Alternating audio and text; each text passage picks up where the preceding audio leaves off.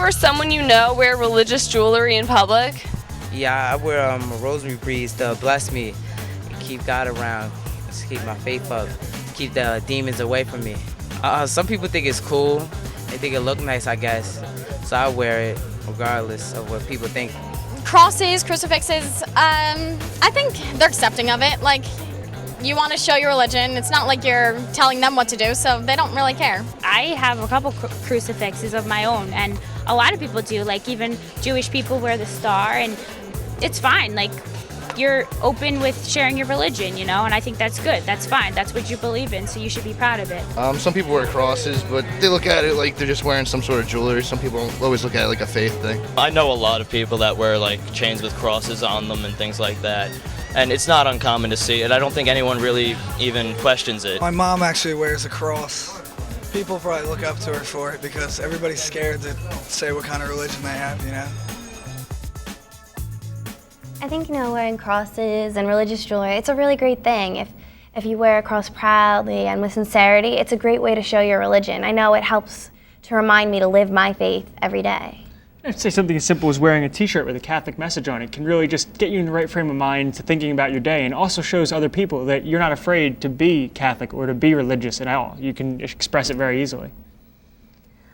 Although these items might be outward signs of our religious beliefs, it is our everyday actions that show the world that we are called to discipleship in the Catholic faith. Living your faith in the public arena. That's what we'll be talking about today. Hi everyone, I'm Jess. And I'm Mark. And this is Realfaith TV.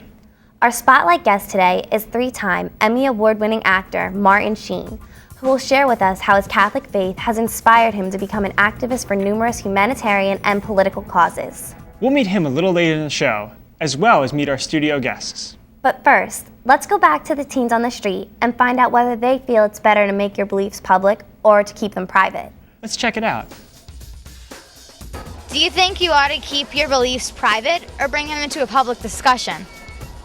Keep them private. Definitely public discussion. It's really up to the person, Everyone's different. They have their own views, so. I think it's good to public discussion because it's good for people to know about God because He is real. I think it really depends on who else is in the room with you. If you're in a room full of people with totally opposite beliefs than you and you're going to start spouting your own, you're just sort of looking for trouble.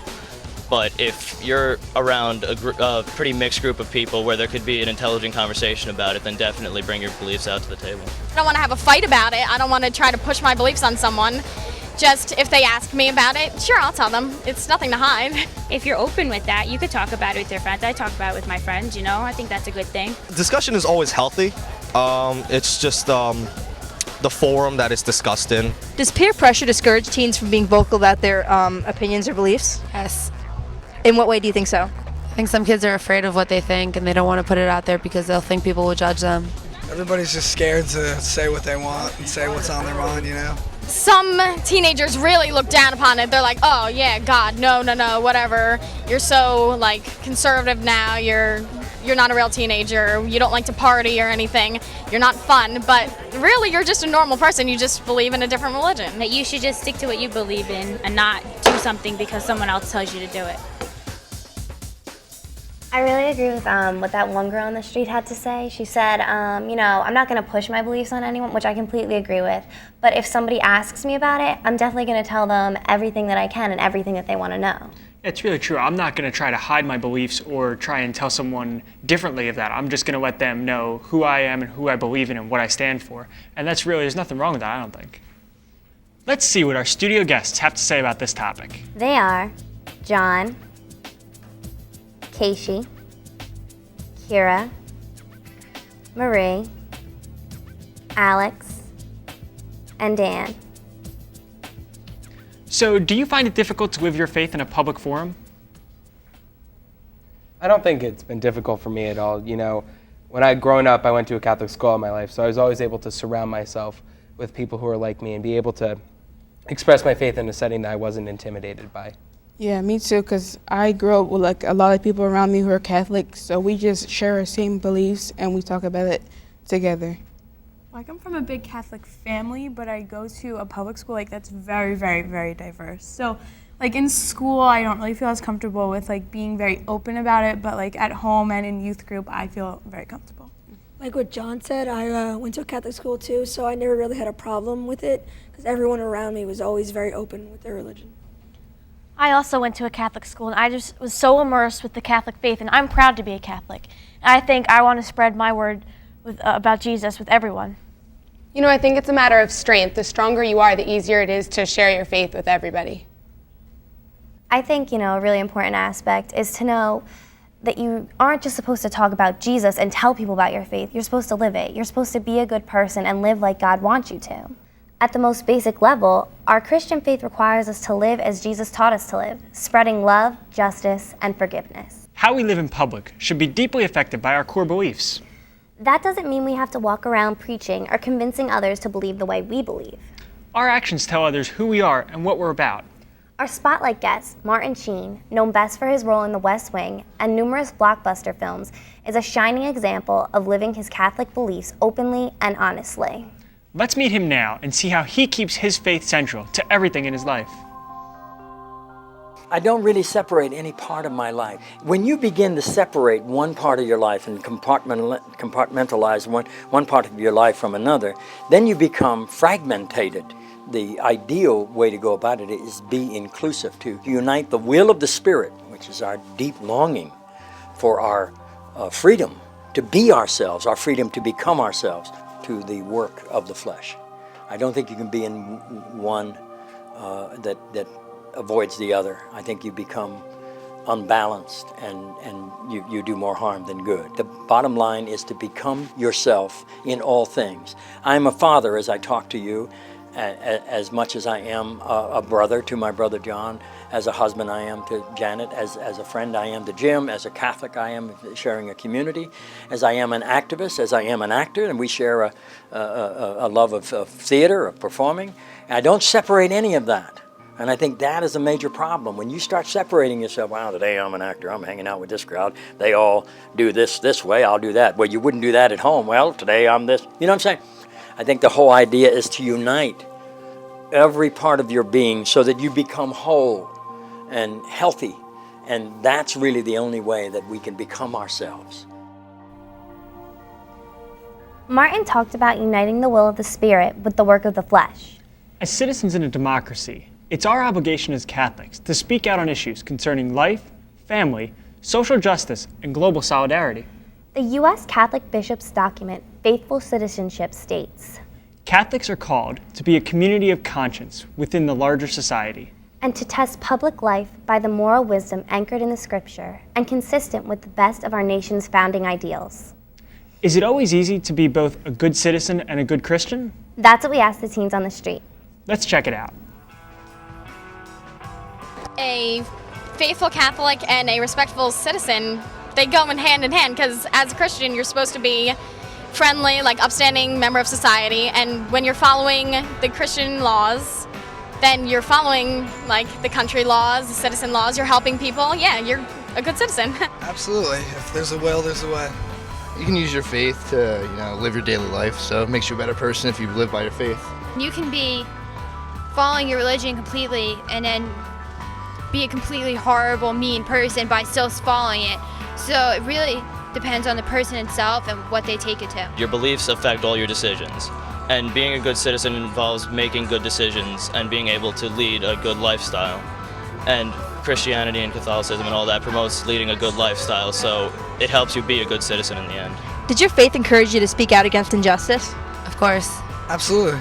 Sometimes it does. I think it would make you speak out against it because that's what you believe in, so you should stand up for what you believe. My moral background tells me certain things are right and certain things are wrong, and if I see something that's blatantly against what I believe in, I feel like I should say something about it. If I see something wrong, I'm gonna say something. I'm not gonna hold it in, especially if I'm because I'm very religious and I'm trying to make it right. So I'm go to the right spot after I die.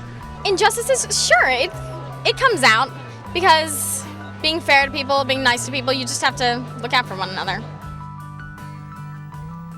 I think, being a good citizen, it could be defined in a couple ways. Some people could say, it means following all the rules in the community. But sometimes, when you're speaking out against injustice, people may consider that breaking the rules. And I think, my faith does tell me to speak out against injustice. And I agree with a lot of the teens on the street where they said that you can be a good citizen and a good Christian. And I think you really have to be a good Christian because that gives you the morals and the ability to be a good citizen in the world. You know, I was taking an ethics course when I was still in high school, my senior year, and we were debating sweatshops. Sweatshops in general are wrong, and this is something that I really stand for, to speak out against. And I made a statement about some of the clothing stores that use sweatshops, and everybody in the class looked at me like, oh, I'm still shopping there because it's a good thing. I'm like, every time that you shop at one of these stores, you're supporting the injustice that's going on there. So I just speak out against it, and I won't wear it, and I try to educate others to do the same. I know at my church, we all signed not a petition, but a letter to Congress to help stop abortion, and that's something I definitely, like myself, feel very strongly about, and I was very glad to help. I went to a week-long retreat, and the slogan for the retreat was, "Faith without works is dead," and I really believe that. Everyone should do little community service, wherever they can, where they live, because Jesus was always doing that, and maybe he got in trouble for it, but he still did it because that's what you're called to do as a Christian. Just one simple lesson I live by is giving back to the community through your faith. Through my church youth group, I went to clothing drives and helped at the Meridian home. It's a nursing home. It felt so good inside just to live by that one simple lesson. I helped others. I was always brought up that you should treat everybody as if, the way Jesus would want you to treat them. So especially in high school, I got really, really involved with Key Club. Up until my last year of high school, I got involved up to a state level, and we worked a lot with Alex's Lemonade Stand that supports pediatric cancer research. And as a district, we raised $96,000 to really help pay for operations for children and for research. And I think it's important to include in everything you do some sort of giving back to the community. We did variety shows for school that would support Toys for Tots and Broadway Fights AIDS and things like that. I think it's really great that you bring up all these different ways you can give back. And I know personally I'm a volunteer firefighter, so I'm able to give back to the community by helping in that aspect. And it's really good to go and fight social injustice in any way that we can in our own communities. Next, Martin Sheen talks about his role in promoting social justice. Let's take a look. Well, it's just, for me, it's a natural progression. The things I do for social justice are reflections of what we are commanded to do, encouraged to do from the scriptures, from our faith. Feed the hungry and clothe the naked and visit the sick and bury the dead and do justice, and you can't be far off the path if you're doing those things. But you also do it because you cannot not do it and be yourself. It's hard to do something destructive and feel creative. It's hard to do something creative and feel destructive. And I was remembering a little story. A very good and well-respected man, a very successful man, came up to the gates of heaven and applied for entry, and St. Peter came down to meet him and said, well, what can we do for you? He said, well, I've led a pretty good life. I think I'm entitled to come in. And St. Peter said, let's find out about that. Show us your scars. And said, I don't have any scars. And St. Peter says, oh, what a pity. Was there nothing worth fighting for? So I think that, we're not here to just get as much as we can and be as comfortable as we can. I think we're here to develop as well as we can as human beings. And that involves service to the community, whether you're Christian or not.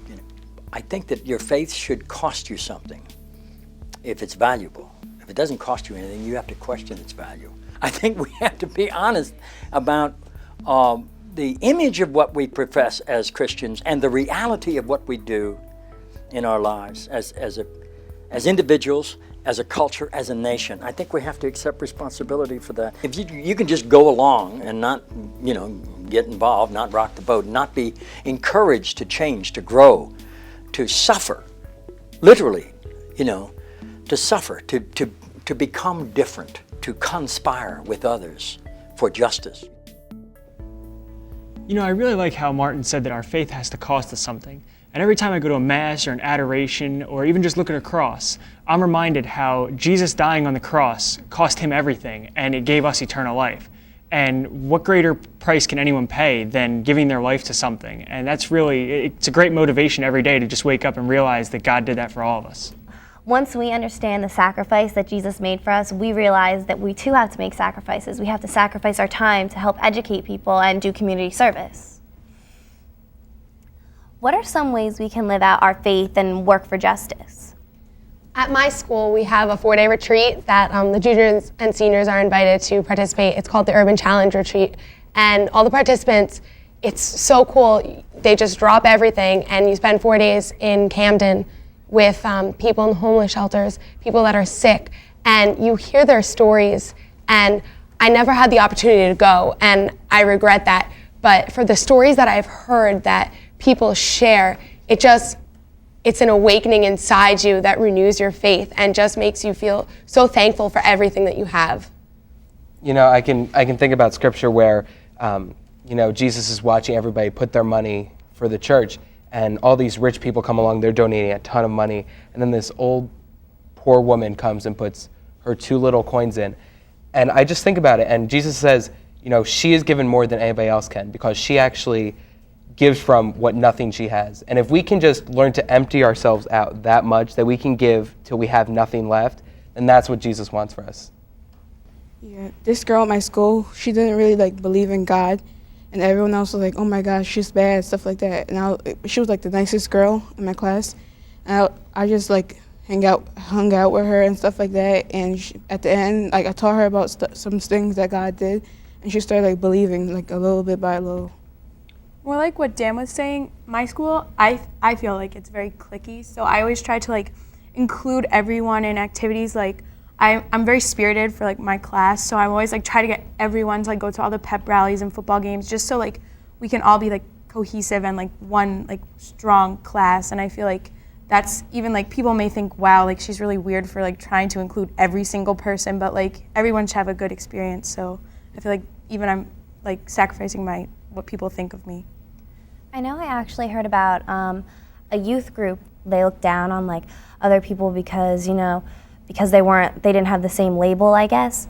So, some people, myself included, band together and we were like, that's not right, Jesus wouldn't turn people away. We're all equal and he loves us all. It definitely takes a lot to stand up for what you believe is right and for you to not just jump on the bandwagon with everyone else and to actually be there and sacrifice for what you believe is right. Some people think that Christianity is all about being nice. And while it's true that Jesus taught us to love our neighbor and to be generous and patient, that's not the whole picture. Jesus' teachings and actions were revolutionary, and the world condemned him for that message. Sometimes we forget just how courageous Jesus was in speaking out for the oppressed and confronting those in powerful positions. He was asking his followers to turn the world upside down. Think of the Beatitude, "Blessed are the poor." That teaching is just as countercultural today as it was in Jesus' time. It's about making choices that are daring and brave and rooted in justice and equality. Next, Martin Sheen discusses how Jesus' ministry and the formation of the early church is an example to all of us. And how taking a righteous stance often means going against popular opinion. For all I do, the best effect I've ever had on anyone, maybe the only effect, is on myself, And I do what I do because I cannot not do it and be myself. I'm never comfortable really unless I'm uncomfortable. As I get comfortable, I get nervous. I think, wait a minute, I should wake up. There's something I should be doing or not doing. One of the great difficulties with being a Christian is being in the most popular side of an issue. Being on the side that's winning. Jesus was an itinerant rabbi, and he taught the love of the law, not the letter of the law. And so it was very difficult for that early group of radical Jewish people who followed him to find their own way, and that's what they called it, the way. We want people in our lives that inspire us. We want to see people that we work for or love or aspire to be, who are better than we, who make us do things that we would rather not do. But because they're doing them, we realize it's possible. And we can become something that we can only dream about. We can be something that we're meant to be. I think God puts people in our lives that anger us and upset us and force us to do things that we would rather not do because we're naturally lazy and frightened. And yet we see someone come along and say, oh, what's he got? I want to be like that. What's it? Before you know it, you're following this character and you're in jail or you're in the fields or you're doing some kind of work that you never, and suddenly you become changed. Something else happens. You begin to realize something about yourself that was there and never nourished ever before, and you realize, oh, I'm meant to be something better than just somebody who wants to be comfortable or unbothered. Jesus was a radical. They didn't kill him because he was a nice guy. They killed him because he was demanding change, and his life was an example. I know this year I went on a trip to Camden, and it was over my spring break, so at first I was kind of like, I don't want to waste my spring break or whatever.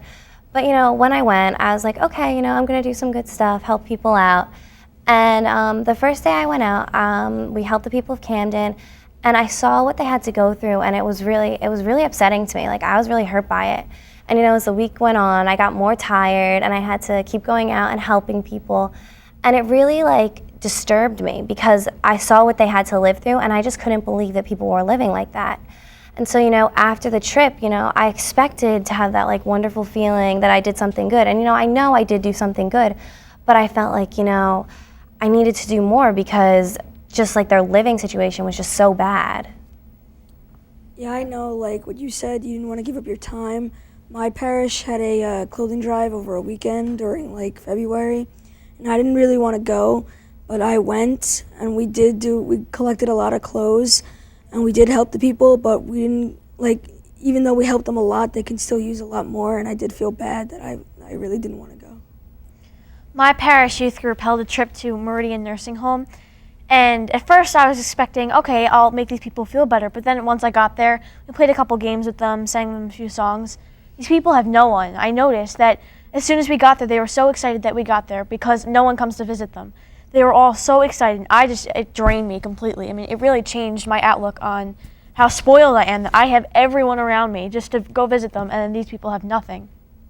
I think an important thing that everyone has been saying was they feel empty and drained and unsatisfied, they should be doing more. And I think when you get that feeling inside, as opposed to the good butterfly squishy feeling, I think the empty, drained, unsatisfied is so much better because that's when you really did something and what you've seen and the people you've helped have really hit home. So I think that's such an important feeling that we that everyone should understand. Acting in accordance with Christ's teaching about the love of a neighbor and forgiveness can be difficult. But Jesus asks us to follow him, and like the earliest disciples, it requires sacrifice. In fact, the Christian life is full of sacrifices. It's easy to stockpile our riches and neglect the needs of the poor. It's easy to choose our own convenience over what is good for everyone. But Jesus calls us to sacrifice what we have for others, from our material possessions to our energy and time. Finally, Martin Sheen talks about making these kinds of sacrifices. And how faith sometimes leads you to situations and places you'd rather not go. I do these things that take me places that I'd rather not go. That phrase, when I see the cup coming, I say, oh, Lord, I'm not home. Or, I see it coming, I say, oh, geez, can you pour some out? Could you put some sugar in it? Oh, please, I don't want it. And yet I know you have to accept the cup as offered, not altered. Otherwise, you don't become yourself. You don't earn your freedom. You don't realize your potential for realizing your own freedom. And I think that's important. And I think all of us are commanded to do that by our conscience, by our inner life. I only do maybe a fraction, maybe 0.5% of the things that I'm invited to do. Yeah, you can't do everything. But very often I realize that I feel put upon. And yet I know that not to do that, I'm throwing away an opportunity to grow in an area that I need to go. Because, I get a lot of people come into my lives. Why do I pick a specific one to do so, to respond to, do something? Because I know instinctively or even subconsciously, but more often consciously, that is going to force me out, make me do something I would rather not do. And as a result, I grow, It's like we have two wolves inside us that are battling it all the time. Which one wins is the one that you feed the most, If you feed your fear and your anger and your resentment, your greed, that wolf will gobble up your humanity, your compassion, your love, We're not asked to be successful. We're only asked to be faithful. And we're not asked ever to do great things. We're only asked to do all things with great love. And in the long run, when we leave this mortal coil for the next journey, the only things we can take with us are the things which we cherished and gave away with love, including our precious time. I really agree that we have to be conscious of what we do with our faith and with our time, because it really reflects a lot about who we are. It really does. I really like what he was saying about the wolves, because there are so many aspects to who we are, and being a person of faith, that's one of the wolves we have, and I think that's the wolf we need to feed the most. I agree. Our faith affects the decisions we make about everything in our lives, although it may not seem immediately obvious. Just from one small area of our public lives, we can raise many spiritual and ethical concerns. How we use our time, talents, and treasure can make all the difference in how we are seen by the rest of the world. We bring our faith wherever we bring our most virtuous self, the self that we know God is so proud of. If our hearts are full of the love and the forgiveness that God bestowed upon us, we can spread the good news in ways never thought possible. How do you live your faith in public? We'd like to know. Contact us through our website. The address is www.realfaithtv.com. Or you can call us at 609-406-7402. And we'll leave you today with a passage from St. Paul's letter to the Colossians, chapter 3. Therefore, as God's chosen people, holy and beloved, clothe yourselves with compassion, kindness, humility, gentleness, and patience. Bear with each other and forgive whatever grievances you may have against one another. Forgive as the Lord forgave you, and over all these virtues put on love, which binds them all together in perfect unity. Thanks for watching. We'll see you next time on Real Faith TV. God bless.